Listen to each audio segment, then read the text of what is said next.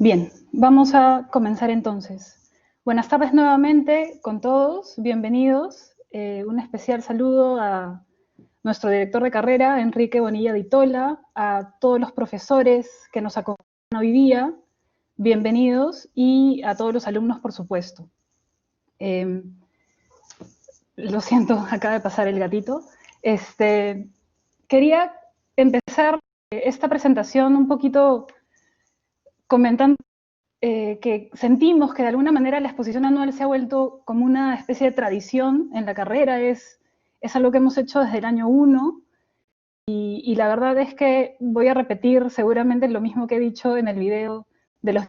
Estoy súper orgullosa de todas las personas que se han involucrado en la moderación de la oficina y que han formado parte en algún momento de esto que llamamos la expo. Poco a poco la exposición anual se empezó a transformar en un proyecto de egresados de la carrera y creo que eso es lo que más nos enorgullece, ¿no? Que ahora los montajes y toda la producción es prácticamente hecha por los propios arquitectos que vimos nosotros como Producto Ulima, justamente.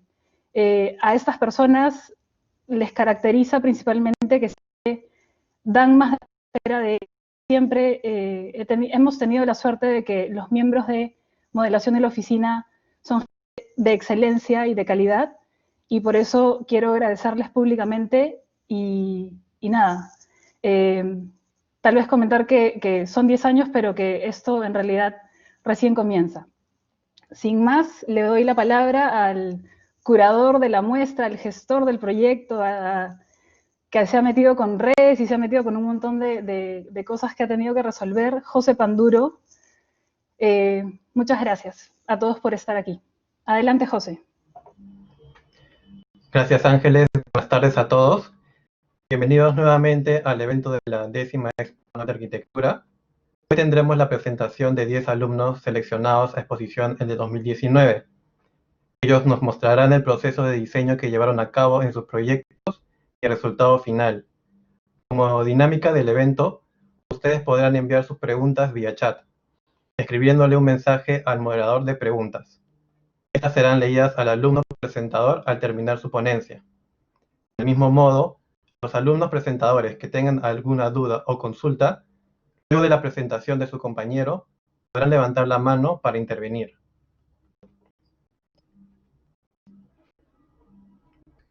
Para iniciar en el primer bloque, tendremos a los alumnos de talleres básicos.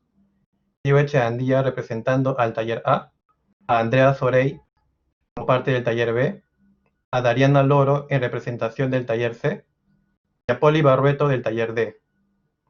Doy pase a Brunella Rabanal, bachiller de la carrera, y dirigirá este primer bloque.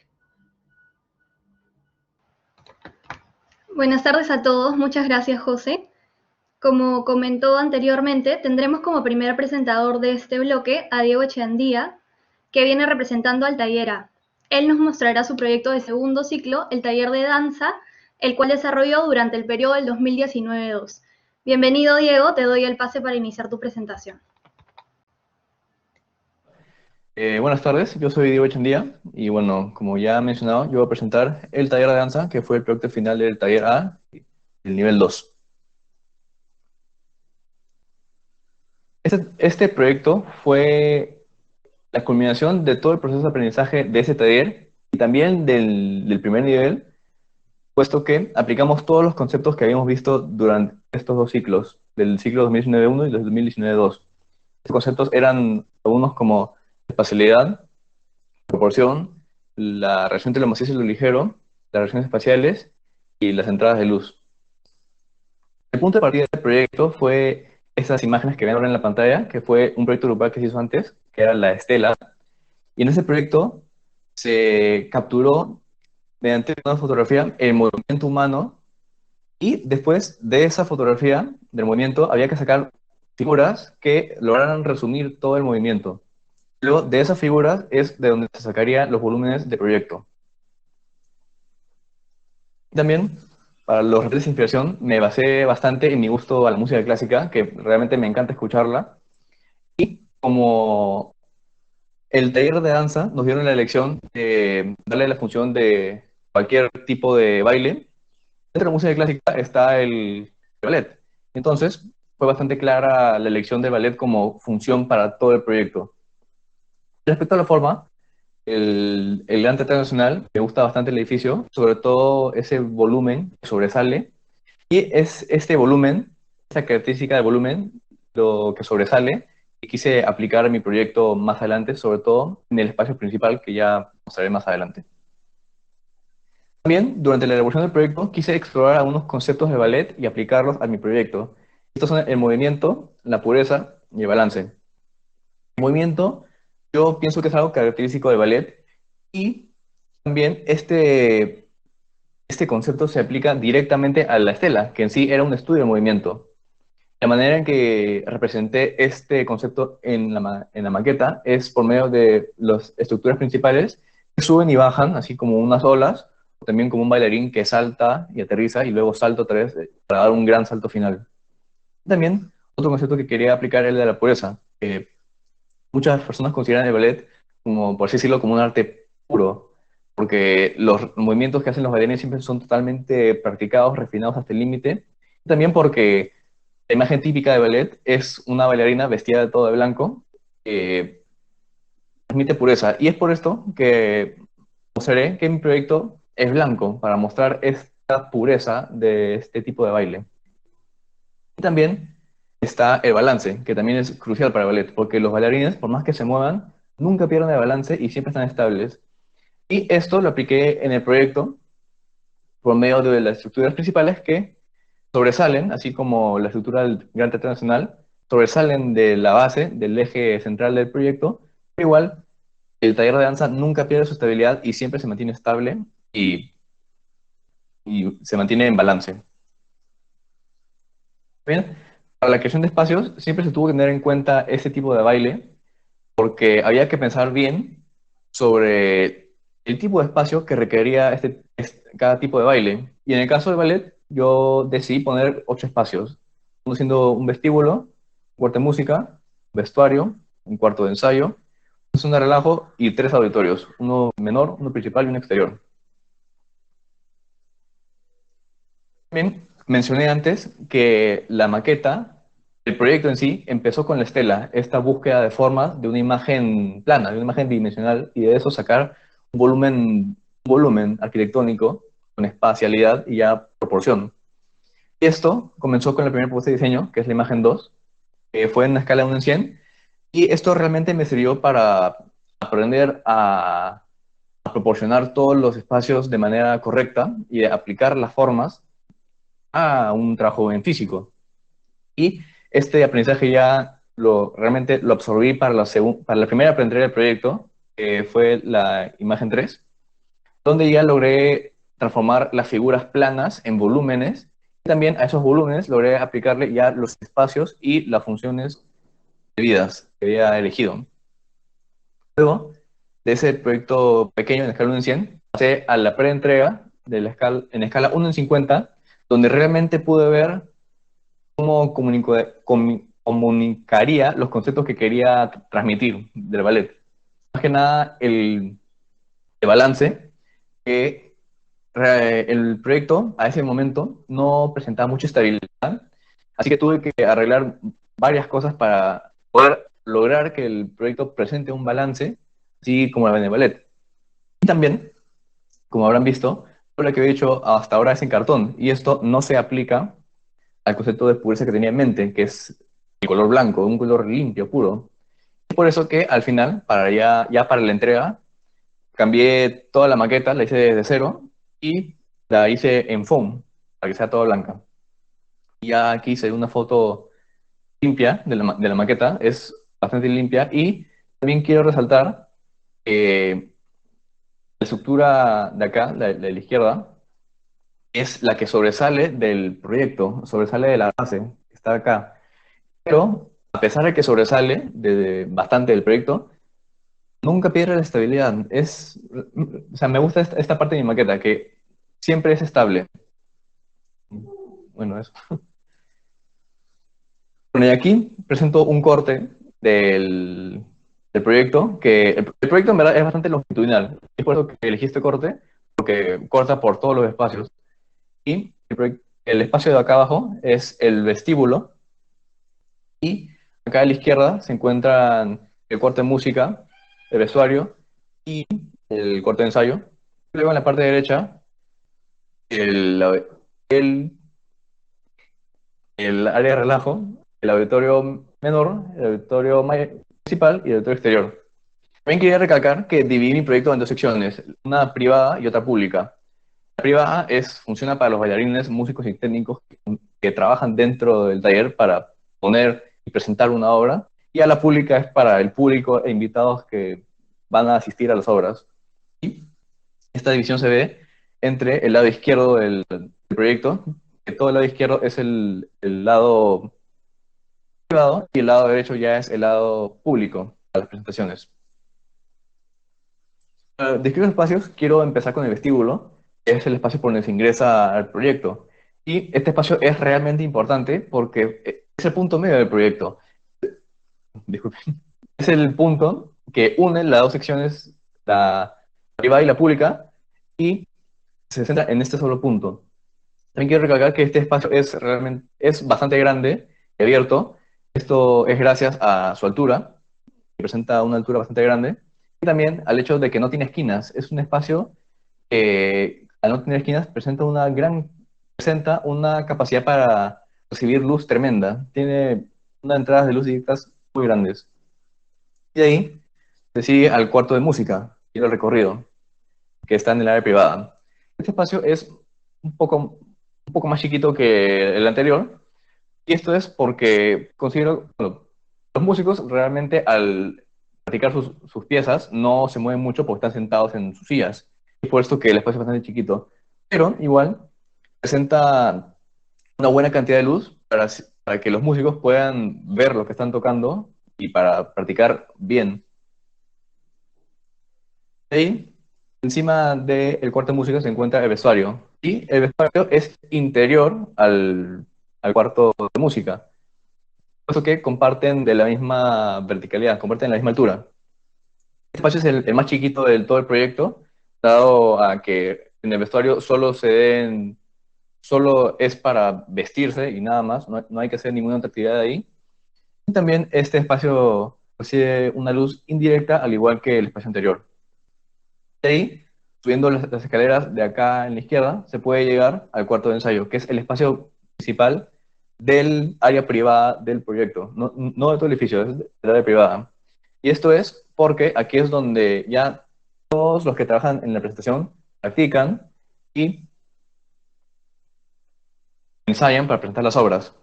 Y este espacio es bastante grande, dado a la función que tiene, el de practicar, y también presenta bastante cantidad de luz, entra directamente para así que todos estén bien iluminados y que todos puedan practicar de la manera correcta.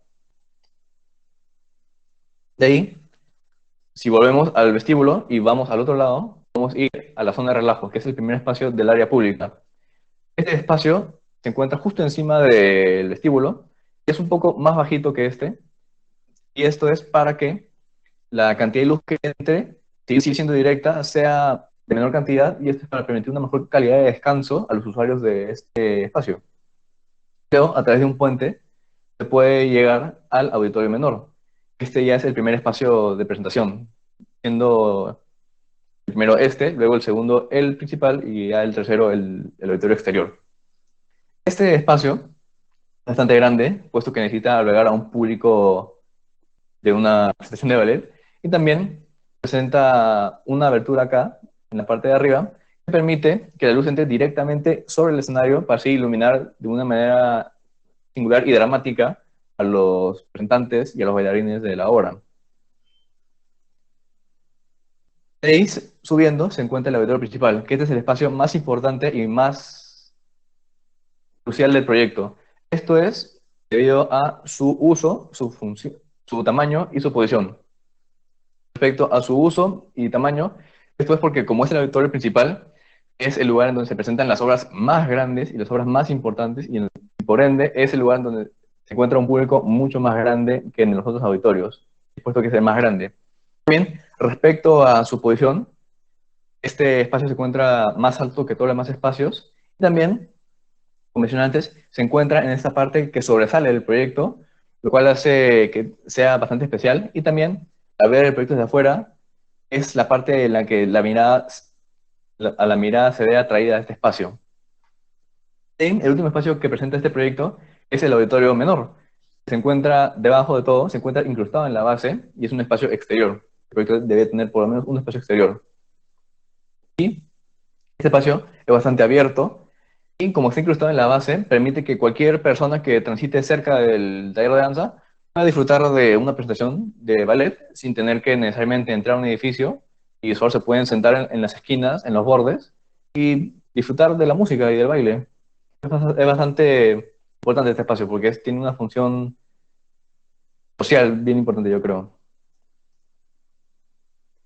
Pero aquí hay unas imágenes finales de la maqueta y también quería decir una reflexión que tuve en lo que hacía este proyecto. En verdad, este proyecto fue bastante importante porque el hecho de tener que analizar una imagen y convertirla a un proyecto arquitectónico fue algo que hice también en el siguiente ciclo, en el nivel 3, en el taller F, con Enrique Santillana. Y realmente esto me ayudó bastante porque ya tuve una base para poder hacer este proyecto. Sabía que era posible sacar un volumen arquitectónico ya de algo plano, sabía que era realmente factible esto, y esto creo que realmente me ayudó en el proceso de esa maqueta. También quiero agradecerles, ¿verdad?, a mis profesores del segundo ciclo, en especial a Maylin García, por permitirme presentar, y realmente por darme la oportunidad de aprender con ellos sobre los fundamentos que vienen de la arquitectura. Y sí, realmente estoy muy, muy agradecido con ellos, en verdad, por lo que me han enseñado. Y bueno, gracias, eso es todo. Muchas gracias por tu exposición, Diego. Vamos a pasar a la ronda de preguntas, al igual que en todas las exposiciones. La primera, tal vez creo que voy a intervenir con una pregunta yo, de lo que tal vez podemos ver o preguntas los alumnos constantemente. ¿Cómo lograste, o tal vez qué recomendaciones le darías a los alumnos que tienen este reto, ¿no? Este nuevo reto de sacar de una imagen e interpretarlo y convertirlo en un proyecto? Veo que lo has aplicado muy bien en tu trabajo. ¿Cómo podrías tal vez darnos algunas recomendaciones o cómo lo viste tú, desde tu opinión? Bueno, realmente la manera en que se puede hacer bien esto es mirar la imagen por todos lados posibles. Tienes que girarla, verla de cabeza, verla de costado, verla así con los ojos cerrados. O sea, tienes que realmente ver la imagen, o sea, de todas las maneras posibles para así sacar la mejor composición de figuras posible. Esto lo apliqué tanto para ese taller como para el siguiente. Sí, realmente es crucial ver la imagen por todos los lados posibles. Perfecto. Hay otra pregunta más. ¿Cómo transmites el concepto de incluir un espacio central que vincula a dos volúmenes laterales? ¿Puedes repetir la pregunta? No, no la escuché muy bien. A ver, tal vez la desglosamos un poco. ¿Cómo surgió esta idea de tener un espacio central que una a dos volúmenes laterales? ¿Salió de repente de la imagen de la estela? ¿Qué variables consideraste o por qué la importancia de poner un espacio central para generar esta tensión entre los extremos del proyecto? O sea, sí, más que nada me centré en la estela, porque en la estela hay una parte en la que la persona está agachada, es la parte más baja, y si se ve a los costados, hay una parte a la, a la derecha hay una parte que sobresale bastante, y a la izquierda hay otra parte que también sobresale. Y pienso que esa parte, o sea, la parte central, la de abajo, es la parte que conecta esos dos movimientos de la persona, y eso es lo que traté de aplicar a la maqueta. Y también eso me ayudó bastante a definir esa división de tipo de espacios, de lo privado y lo público. Perfecto. Y digamos que también incorporaste la función, ¿no? Nos comentaste un poco sobre este espacio central, abierto casi, que conectaba estos dos laterales. Se aplicó tanto la estela como la función del proyecto, ¿verdad? Perfecto. Ajá, sí. Ahora voy a dar pase a alguno de los ponentes. Si es que quieren realizar alguna intervención, pueden levantar la mano. Nicolás, te escuchamos. Hola Diego, ¿qué tal? Yo tenía una Hola. pregunta. A ver, es un poco larga. ¿Hay algún tipo de relación en cómo se desarrolla el recorrido y la organización de los espacios para dividir lo más público de lo privado? O sea, es decir, que existe una configuración específica el recorrido que de alguna forma le sugiere al usuario cómo desenvolverse en el proyecto. Hay distintas alternativas en cómo recorrer el volumen. O sea, más que nada, para dividir, para dirigir a la persona, para que se dirija a una parte o la otra, para dirigir al público las áreas de presentación, hacia la parte pública, me inspiré en las escaleras o sea, esas escaleras que se ven como en los teatros de las películas, son dos escaleras que van a los costados y que se unen en una parte de arriba. Estas son estas dos escaleras de acá, que se ven en la foto, que como que se dirigen hacia esa parte, a la parte más abierta, que trae más asombro. Esas escaleras bastante marcadas que hay. Ya para la parte privada, solo lo de la escalera a esa sección solo es una escalera simple, no es una escalera muy compleja, es solo una escalera típica que te dirige a un espacio, no hay nada especial en eso. Pero sí, es especial la escalera que te lleva al espacio público. Una escalera así de teatro, o sea, es una escalera especial que hace que te diriges a espacios. Claro, Entonces, más o entonces menos la definición de eso. de alguna forma sí existe también una jerarquización de la circulación. Ajá, sí. Ya, perfecto. Gracias. Gracias, Nicolás. Si es que alguno otro de los ponentes tiene otra consulta o tal vez quiere intervenir, puede levantar la mano. ¿Qué tal, Fabricio? Te escuchamos. Hola, Diego. Mi pregunta era, ¿cuál crees tú que fue el espacio que mayor lograste desarrollar siguiendo este concepto de dinamismo, movimiento, según el tema de la danza?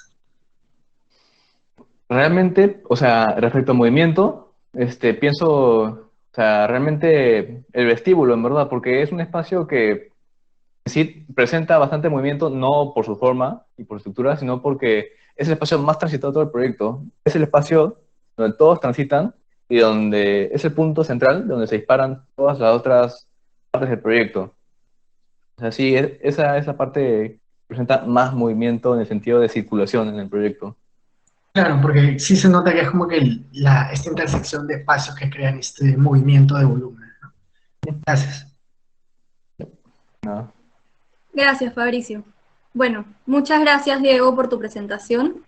Voy a dar pase a la segunda ponente, Andrea Azurey, quien viene representando al taller B. Ella nos mostrará su proyecto de segundo ciclo llamado Xbox, desarrollado durante el 2019-2. Bienvenida, Andrea, nos avisas cuando estés lista para darte el pase. Sí, aquí estoy, voy a prender la cámara un ratito.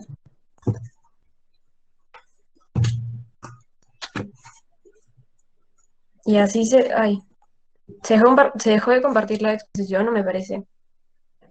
Sí, ya la coloqué nuevamente. Ya, ok. Ya se ve tu Ya, exposición. gracias. Y también puedes empezar, Andrea, gracias. Ya, perfecto. Bueno, buenas tardes con todos. Mi nombre es Andrea Surey y les voy a presentar mi proyecto final del segundo ciclo en el 2019-2 que realicé con el profesor Martín Fabri, con el que la verdad tuve una muy buena experiencia y más que nada tratamos varios temas durante el ciclo, pero este proyecto se centra en cuerpo y materia.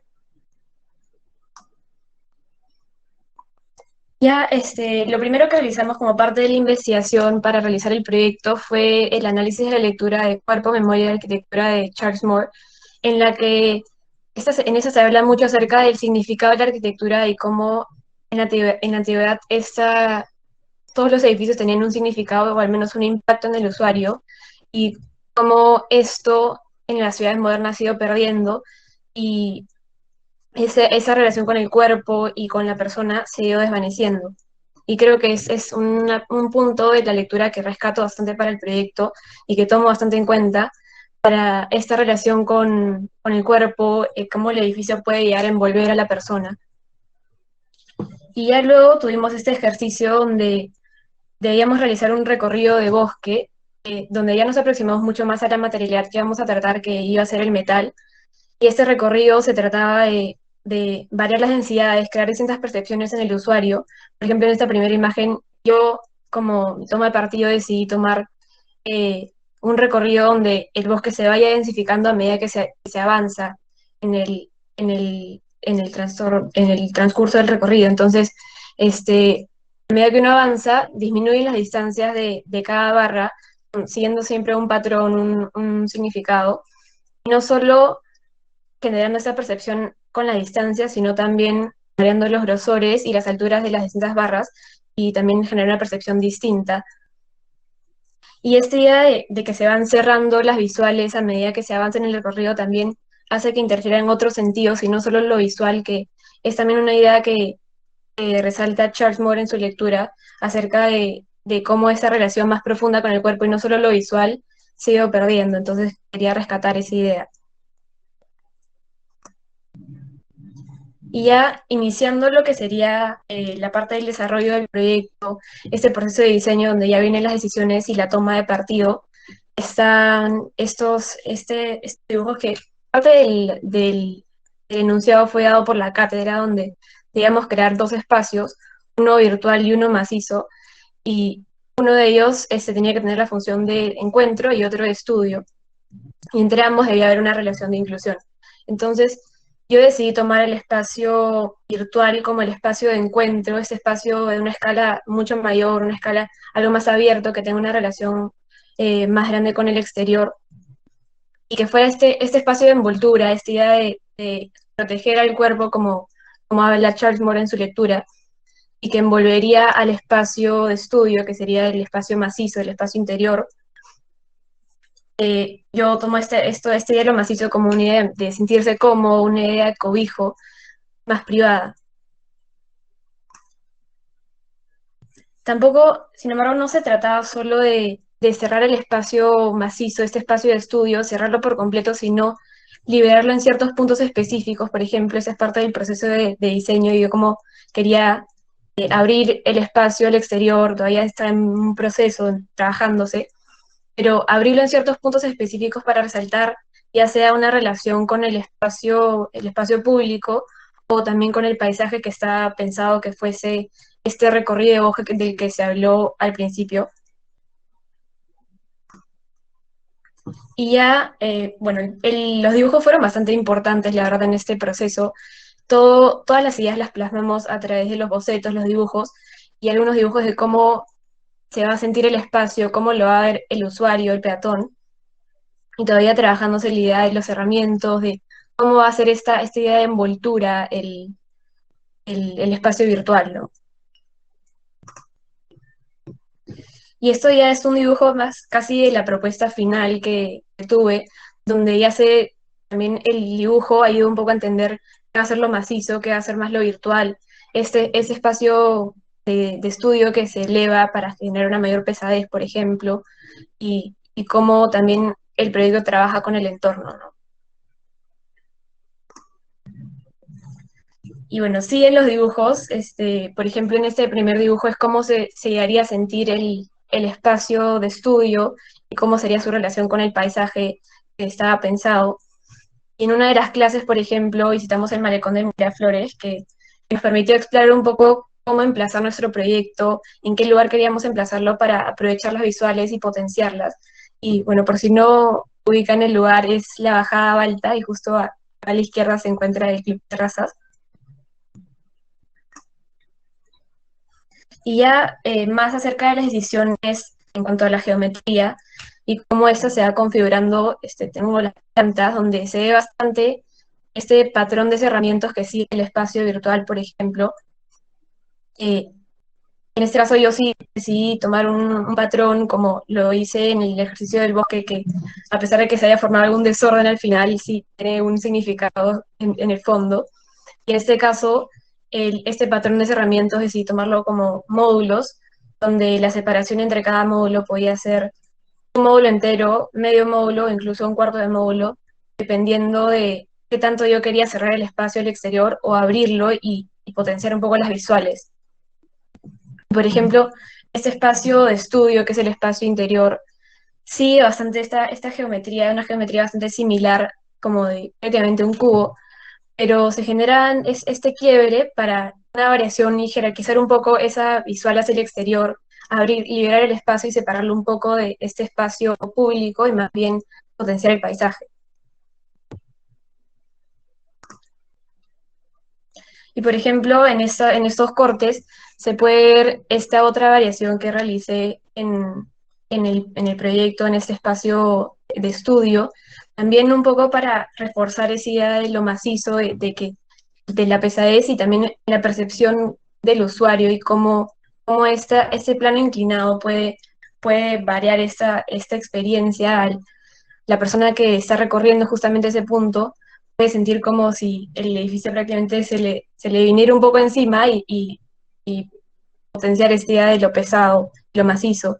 También justamente con la elevación del espacio y dejarlo como de cierta forma flotando y que se va a caer.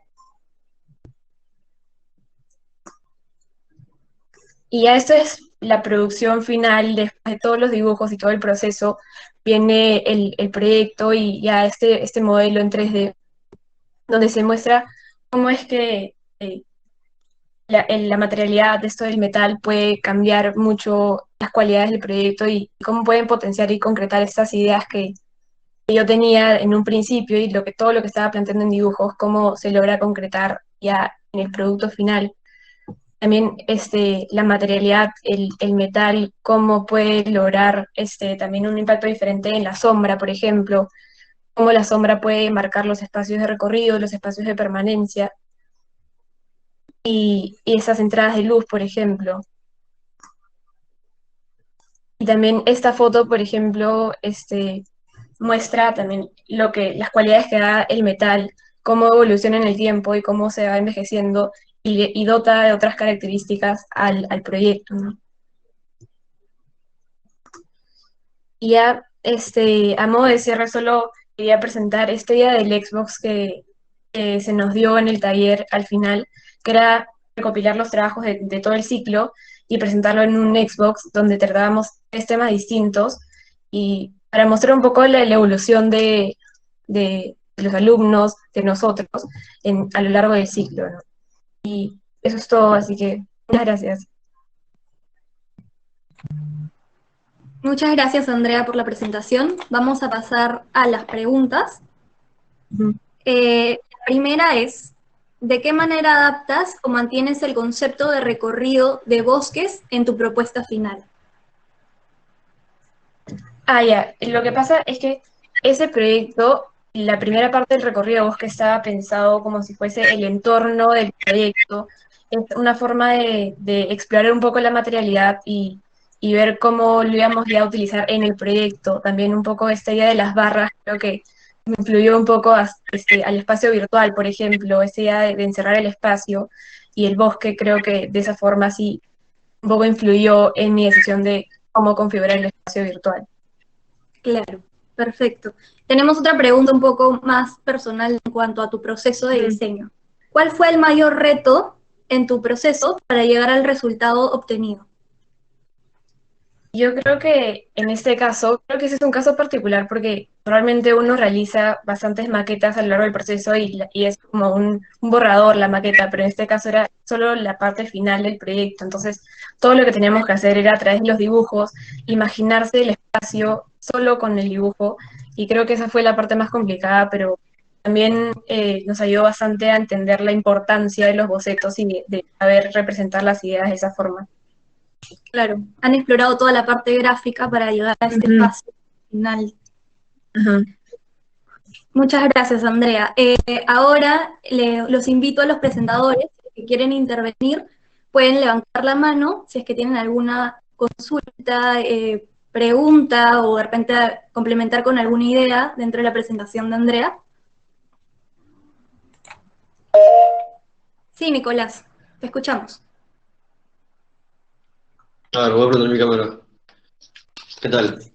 Quería preguntarle a Andrea sobre el tema de las sombras en su proyecto. Quería saber si fue algo que apareció conforme se fue avanzando el proceso de diseño o fue algo que contemplaste desde un inicio junto con el concepto. Creo que más bien fue algo que fue apareciendo porque creo que al momento de hacer los bocetos uno no piensa mucho en esto de las sombras porque tampoco puede como experimentar un poco de cómo se va la sombra en esa parte, probar con la maqueta qué pasa si yo ilumino este espacio. Entonces creo que fue algo que más bien apareció hacia el final y con ya la producción del proyecto, ya en un modelo 3D, me parece que fue algo que puede darme cuenta después y cómo esta materialidad te ayuda a ver las sombras de una forma distinta. Ya, perfecto. Gracias. Gracias. Listo, muchas gracias, Nicolás. ¿Alguien más de los presentadores quiere hacer otro comentario? ¿Puede levantar la mano? Nadie más, perfecto. Al parecer fue súper claro, Andrea. Muchas gracias por tu participación. Vamos a pasar. Perfecto, gracias, Andrea. Vamos a pasar con la siguiente presentadora, quien es Dariana Loro. Ella nos va a venir representando al taller C y nos mostrará su proyecto de segundo ciclo llamado Centro de Interpretación. Bienvenida, Dariana. Cuando estés lista, te damos el pase. Vale, sí, no sé si ya me pueden escuchar y ver bien. Perfecto, te escuchamos y te vemos. Muy bien. Muchas gracias, primero. Bueno, yo voy a compartir un poco sobre el proyecto de fin de ciclo del año pasado, que fue del taller C, dirigido por Mónica Páez. Bueno, en este proyecto se nos encargó realizar un centro de interpretación en el Parque de la Muralla de Lima. Y voy a explicar un poco cómo fue mi proceso.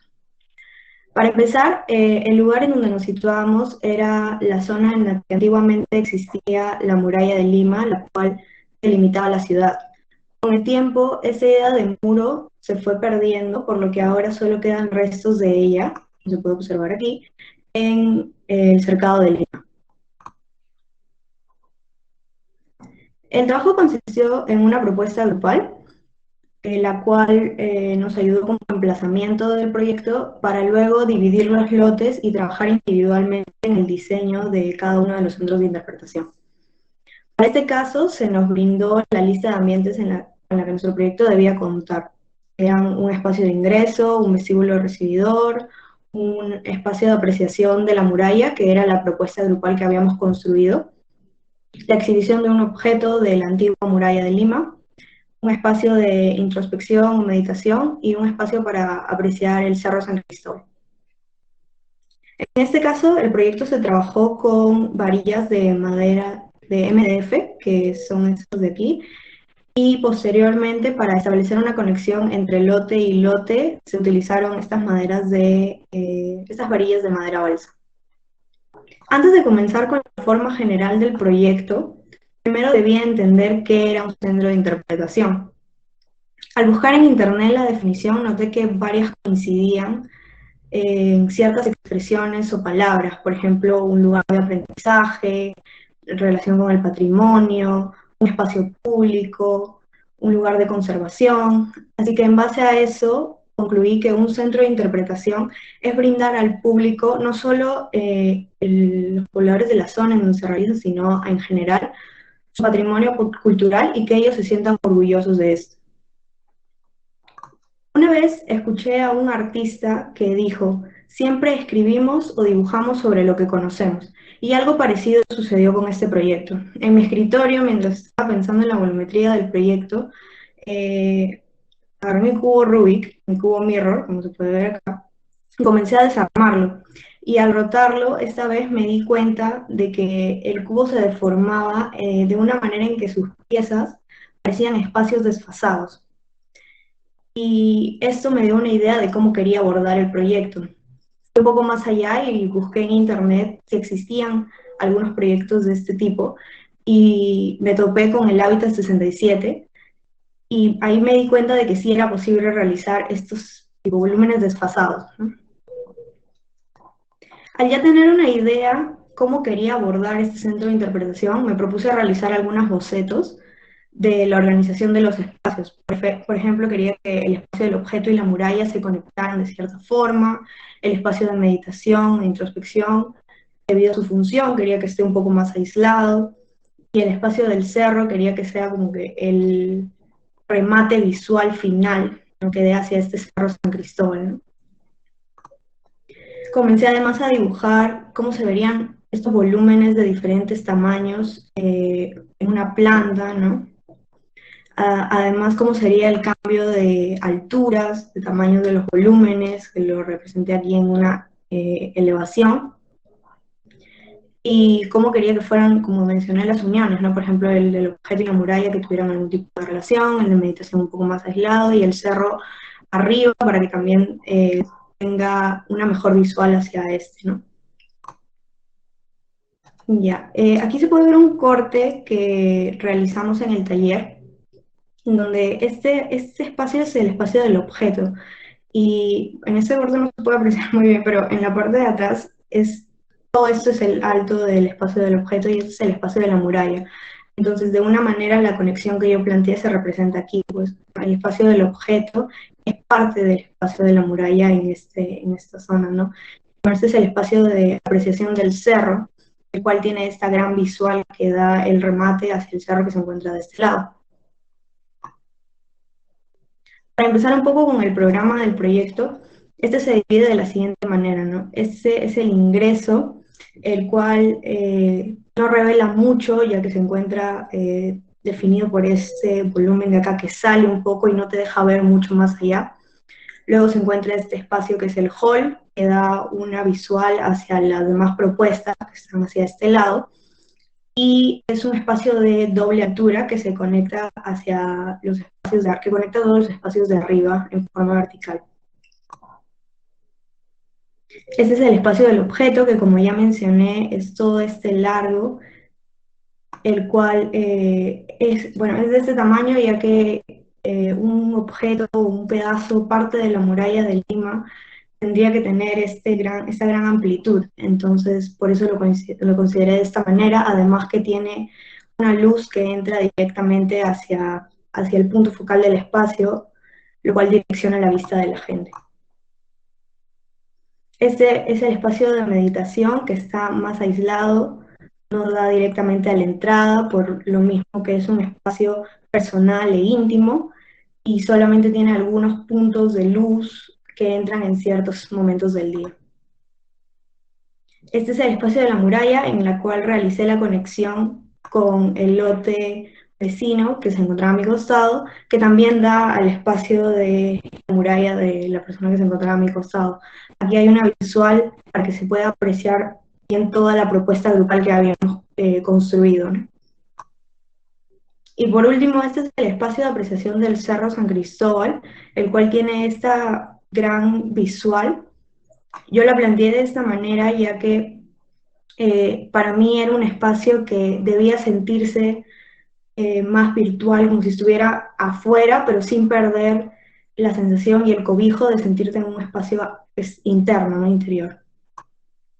Y para terminar, quisiera cerrar con una frase de Adolf Loos, que dice: la arquitectura despierta sentimientos en el hombre, por lo tanto, la tarea del arquitecto es hacer esos sentimientos más precisos. Eso es todo, muchas gracias. Muchas gracias por la presentación, Dariana. Al igual que en la exposición anterior, vamos a proceder a leer las preguntas. La primera es: ¿de qué manera el contexto te ayudó a definir una ubicación para el programa?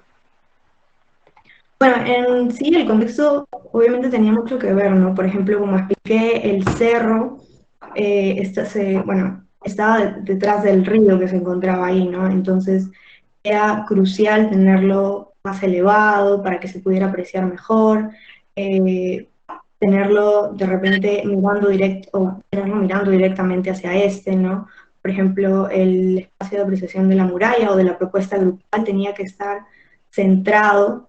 Yo me encontraba en una esquina, entonces tenía que ubicarlo en un lugar en donde también se pudiera apreciar los otros proyectos, ¿no? Y no solamente el espacio que quedaba alrededor de esos, ¿no? Entonces, la ubicación del proyecto sí ayudó bastante a cómo se ubicaban estos espacios. Perfecto. La segunda pregunta va un poco relacionada con el referente que mencionaste al inicio de Hábitat 67. ¿Qué dificultades afrontaste al usar este tipo de elementos desfasados? En realidad bastante, porque las varillas de MDF eran un poco complicadas de trabajar, ¿no? Había que buscarle un equilibrio porque si no todo se caía, ¿no? Entonces fue complicado al principio, pero más que todo por el material con el que estábamos trabajando, ¿no? Ya que tenía que tener un buen soporte.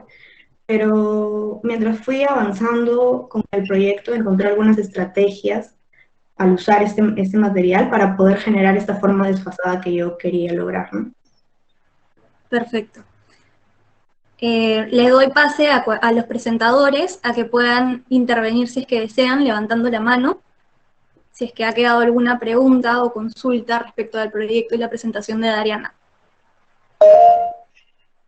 Hola Poli, ¿qué tal? Te escuchamos. Hola Ariana, más que nada quería saber, porque la materialidad es súper complicada, ¿cómo hiciste para unir a todas las partes, no? Porque encima con el concepto que tú tenías, hace pensar que realmente fue bastante difícil como unir todo y pieza por pieza incluso, ¿no? Sí, como mencioné, fue un poco complicado, pero las varillas las podías entrelazar, ¿no? Con este material con el que estábamos trabajando, esas varillas entrelazadas tenían este soporte mayor, ¿no? El cual me ayudó bastante para poder hacer que los espacios no se cayeran, ¿no? Además que como eran de diferentes tamaños, ubicar cada varilla de acuerdo a su tamaño, ¿no? Para poder aguantar estos volúmenes que se encontraban más arriba, ¿no? Entonces sí fue un poco complicado al principio, pero cuando fui avanzando y encontré estos, digamos, atajos, el mismo material, ¿no? Digamos, entrelazarlo o utilizarlos más grandes para poder soportar mejor la estructura, se fue haciendo un poco más sencillo. Bueno, todo claro, Dariana. Muchas gracias por tu participación. Muchas gracias a ti. Ahora vamos a continuar con el programa. La siguiente presentación es de la alumna Poli Barrueto, quien viene representando al taller D. Ella nos va a presentar su proyecto Paisaje Vertical, el cual desarrolló durante el periodo 2019-2. Cuando estés lista, Poli, te escuchamos. Hola, ¿qué tal? Buenas tardes. Mi nombre es Poli Barrueto. Actualmente estoy en el taller vertical J en el nivel 4 y el día de hoy voy a representar el taller básico D con el paisaje vertical que hicimos en nivel 2 para el parcial del 2019-2. Bien. Para iniciar, el paisaje vertical consistió en elaborar una estructura que debía medir 90 centímetros de altura con una base de 30 por 30 centímetros. Además, debía tener 9 espacios, de los cuales 2 tenían que conectarse con maquetas contiguas que le pertenecían a otros miembros del salón.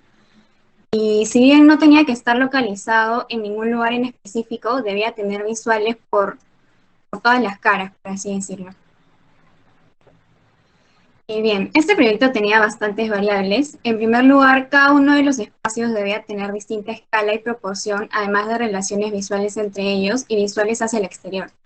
Asimismo, se tenía que poder llegar desde cualquiera de los espacios a otro, ya sea atravesando los mismos o a través de recorridos.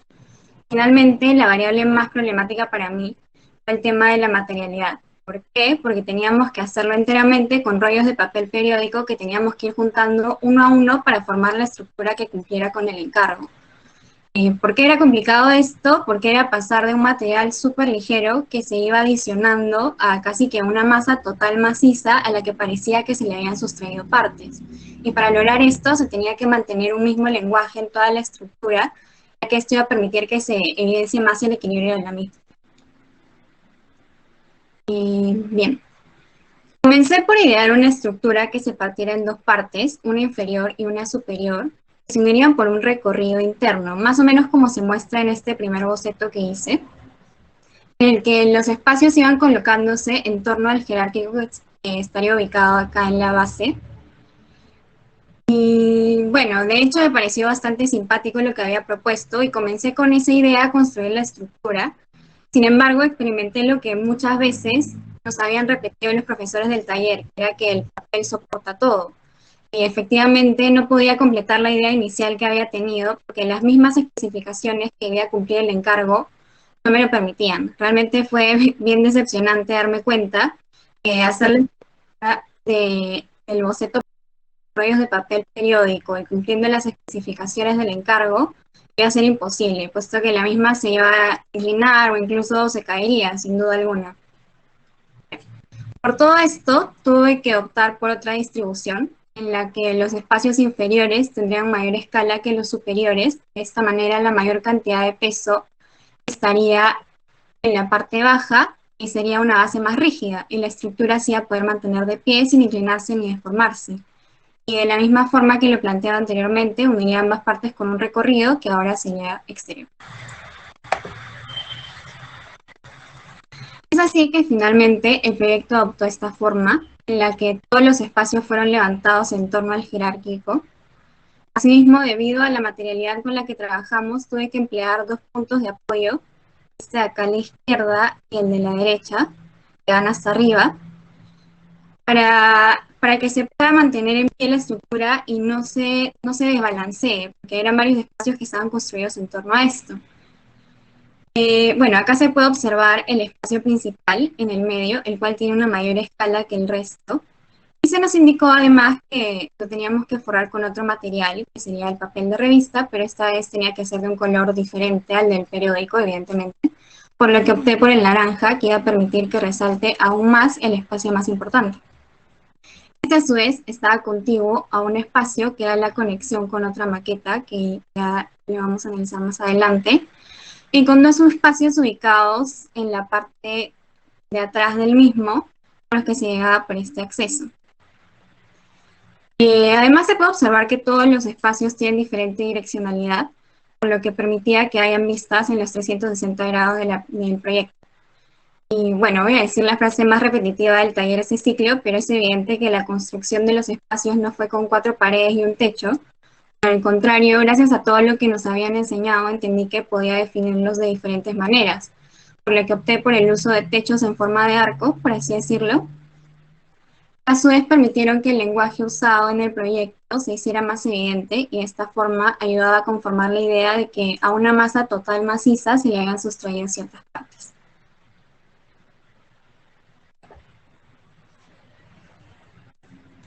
Si la otra era, por decir, la fachada frontal, esta viene a ser la posterior, que igual mantiene visuales en distintas direcciones, y la definición de espacios por medio de los techos. A su vez pasaban a ser la base de los espacios superiores.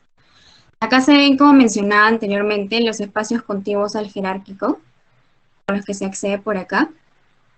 También podemos identificar el espacio de recorrido externo, acá hacia el lado derecho, que creé para poder unir ambas partes de la estructura, como mencioné anteriormente, la inferior y la superior. Y acá se encuentra un espacio abierto que a su vez era el final del recorrido del proyecto. Y en lugar de optar por los techos para definir este espacio, opté por los muros, para indicar que ahí terminaba el recorrido en un remate abierto. En este lado de la estructura vemos con mayor claridad el recorrido creado para unir ambas partes, al igual que una de las conexiones que debíamos tener con otra maqueta. Podemos ver cómo se iban formando estos espacios de recorrido a los costados, para querer diferenciar un espacio del otro. Me acuerdo que realmente hasta el momento no sabíamos muy bien cómo crear estos espacios en particular, porque al pensar en ellos solemos hacer referencia casi que de manera inconsciente a pasadizos, que son como un camino largo. Y este proyecto nos enseñó con la práctica que no necesariamente es así, ¿no? Hay diferentes formas. Acá se pueden ver las conexiones que debíamos tener con las otras maquetas. Lamentablemente no conseguí las fotos de las maquetas juntas, pero se puede ver que de este lado se unen las bases y los recorridos que... se unen las bases y los recorridos que ambas creamos, tanto Camila Forero como yo, externos, para llegar desde la parte inferior hasta la parte superior, nos ayudaron a conformar el techo de los mismos, que hacían que estos se definieran mejor, y al unirlos parezca uno mismo. Y lo mismo pasa a este lado, con la alumna María Fernanda Ochoa. Al juntarlos parecen un mismo espacio, y se cumplió bastante bien uno de los puntos que nos habían dicho que teníamos que cumplir.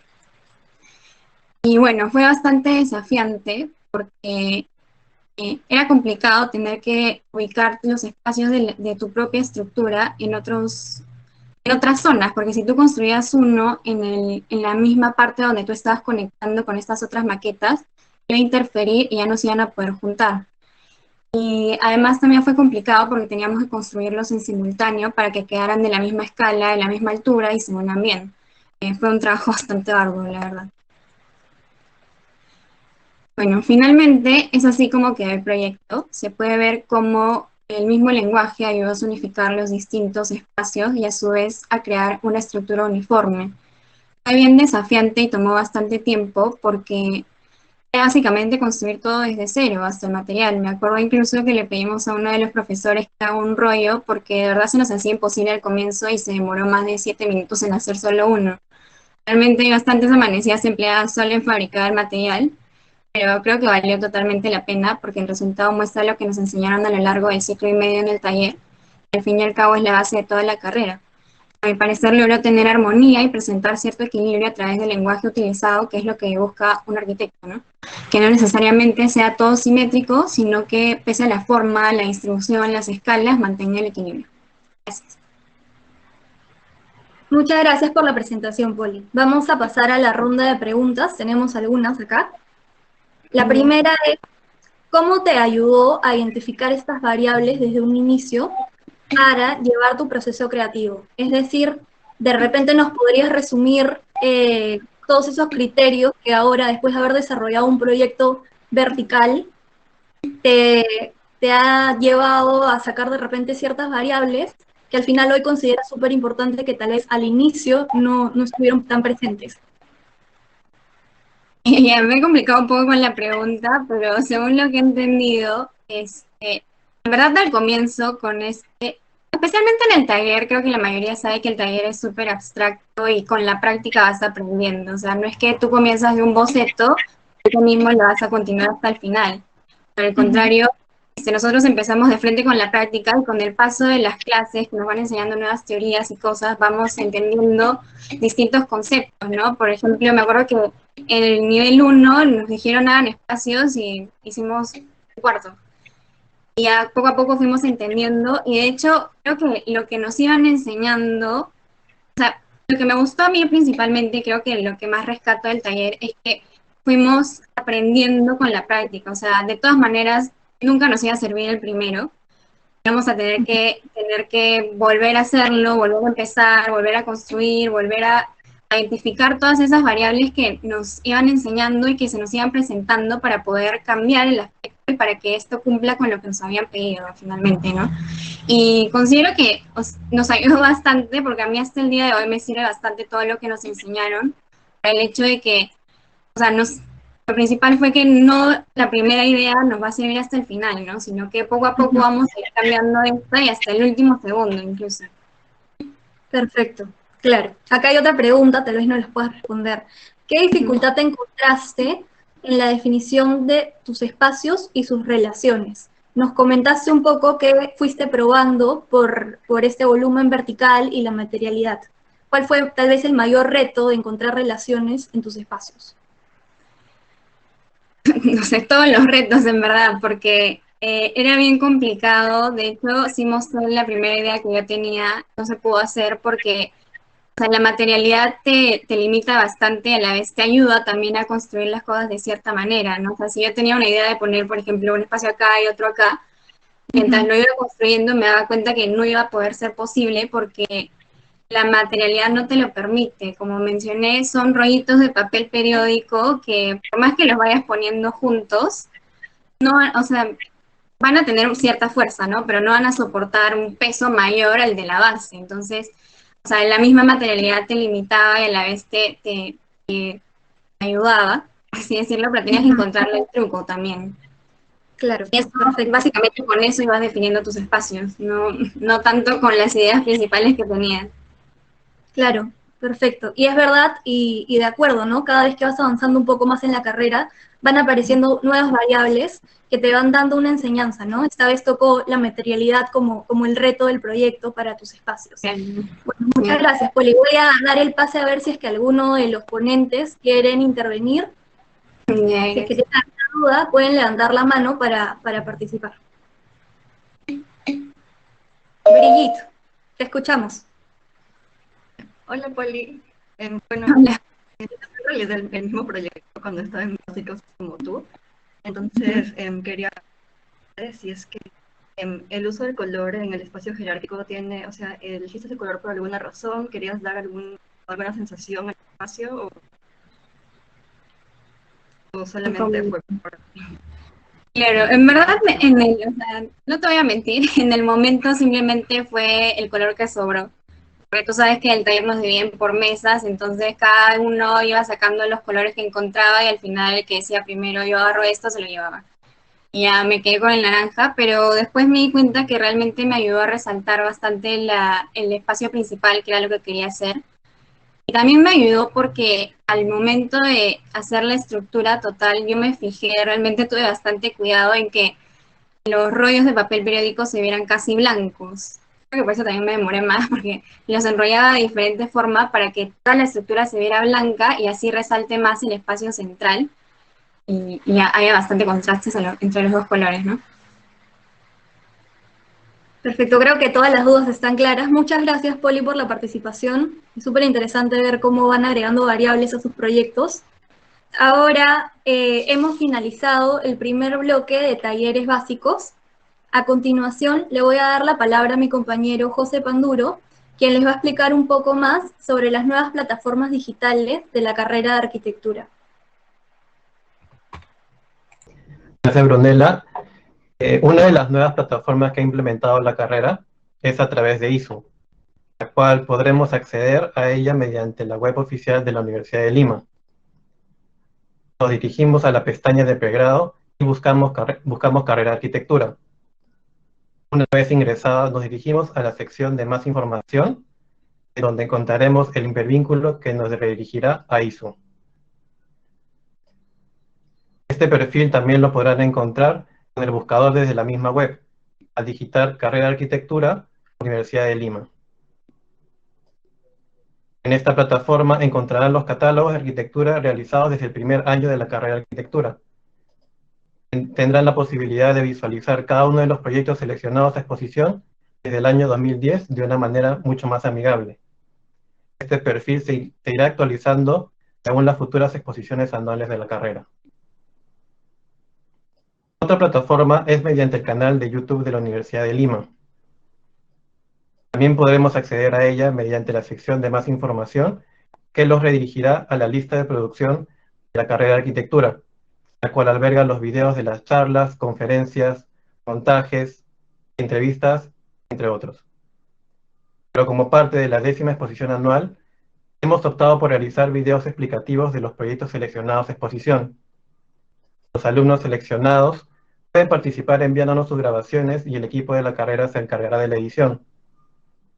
Estos videos explicativos de los proyectos darán a conocer el encargo realizado, el proceso de diseño, las dificultades que tuvieron y cómo las afrontaron. Creemos importante compartir esta información no solo con los alumnos de la carrera de arquitectura, sino también con los futuros ingresantes que estén interesados en nuestras casas de estudios. A continuación les voy a compartir uno de los videos ejemplos que hicieron los alumnos.